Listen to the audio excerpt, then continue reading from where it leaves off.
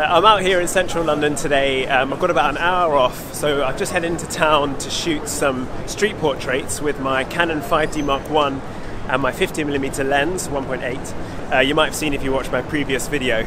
But I also wanted to share with you 4 common mistakes that I see many beginner photographers making.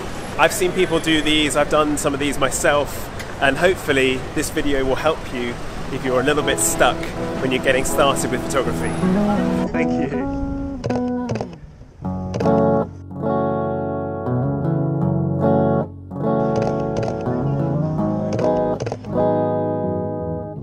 The first mistake I see many beginner photographers making is getting confused by manual settings.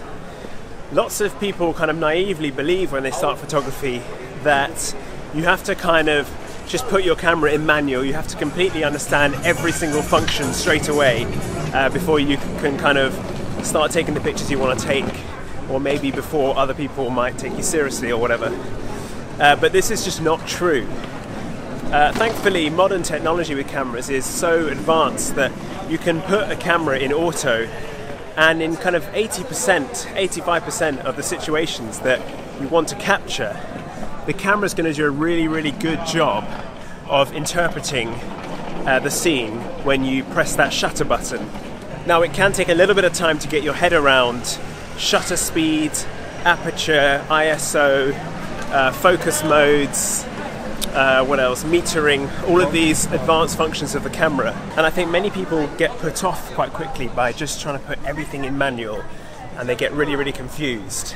My advice would be, put your camera in auto if you don't really understand the manual functions just yet, and go out and just take loads of photos. That's the best way of learning. Then, once the camera is in a situation, let's say in a low light situation where it does something weird, like it slows the shutter speed too much and everything's got motion blur,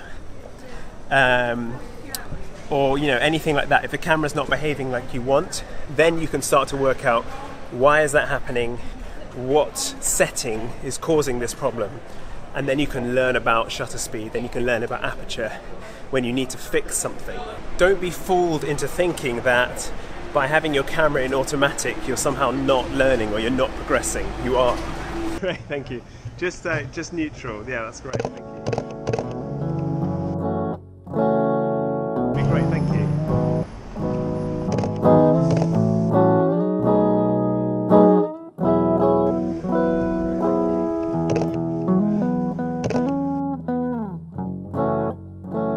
The next mistake I see many beginner photographers making is buying too much camera gear. And now what I mean by this is that when you're starting out, if you're not getting the results that you hoped or that you thought you would, or the results like maybe some of the photographers you look up to, many people kind of think that the problem is the gear. They need to have the more expensive camera, they need to have the camera that the photographer they admire is using. So rather than kind of try and get the most out of their camera and work out exactly why they're not getting the results they want, they will often sell their camera and buy a new one or buy a new lens and keep spending more and more money. And then they realize again they can't get the same results. You'll be really surprised if you're just starting out and you're frustrated with your camera, quite how good a result you can get out of the camera that you have already. If you just learn about settings slowly, you just learn about why you're not getting the results you want, and then you can kind of tweak things and use your gear to learn how to get the kind of image that you really like. Remember that so many of the most kind of well-known photos of the last 100 years were taken on cameras that are far less sophisticated than the camera that you have now.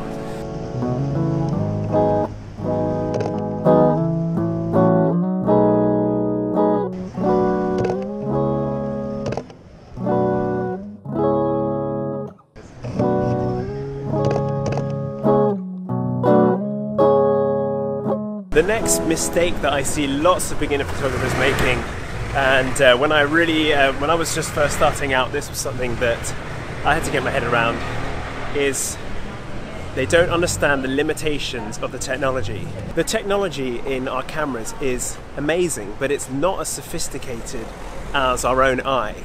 So you can't always see a beautiful sight, hold your camera up to it, and create or capture that moment and create a beautiful image with it. There's only so far that you can push a camera in order to get a good photo that you're happy with. What I've noticed is that often people get really discouraged by not understanding, for example, harsh lighting conditions. If you have really strong contrast, let's say it's a really sunny day, you've got blown out highs, or the darks are really dark, and you're trying to save it in post-production and get an image that you're happy with, but you know, the camera's just kind of making a mess of it. You can't really expect a camera to perform as well as the eye does in interpreting a scene. Sometimes extremes in light, and especially, you know, harsh lighting, but also in low lighting, can push a camera way too far, and then you're getting grainy images, or you're getting too high a contrast, and there's nothing you can do about it. That's not the camera's fault. You just have to choose angles and choose scenes that are more appropriate to photograph. Okay, thank you.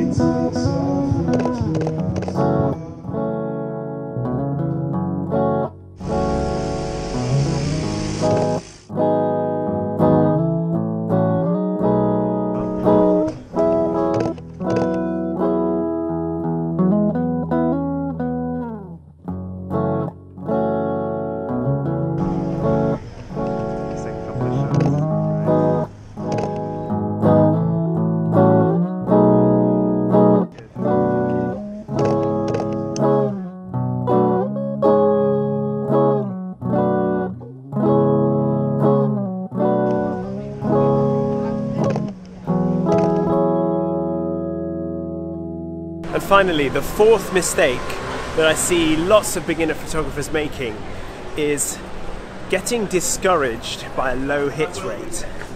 Now, you may have some photographers that you look up to, you know, you might follow their Instagram perhaps, and you just see image after image after image that you really like. And maybe subconsciously, you assume that every image they take is amazing. You know, they just have a way with their camera that you can't replicate.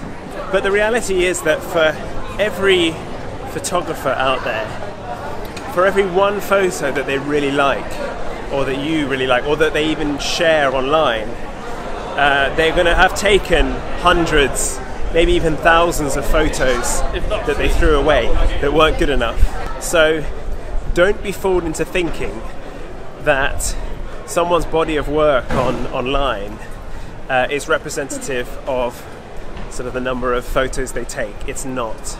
So don't expect that you're going to be suddenly producing photo after photo that you're really happy with. Some days I'll go into town, you know, I'll take a whole load of photos and I hate all of them and I never look at them again. And that's completely normal. Now it can seem a bit frustrating, but for every one of those photos you're learning. You know, you're learning how to get the results that you want. So don't be disheartened by low hit rates, don't put too much pressure on yourself, and just enjoy it. It's just a bit of fun.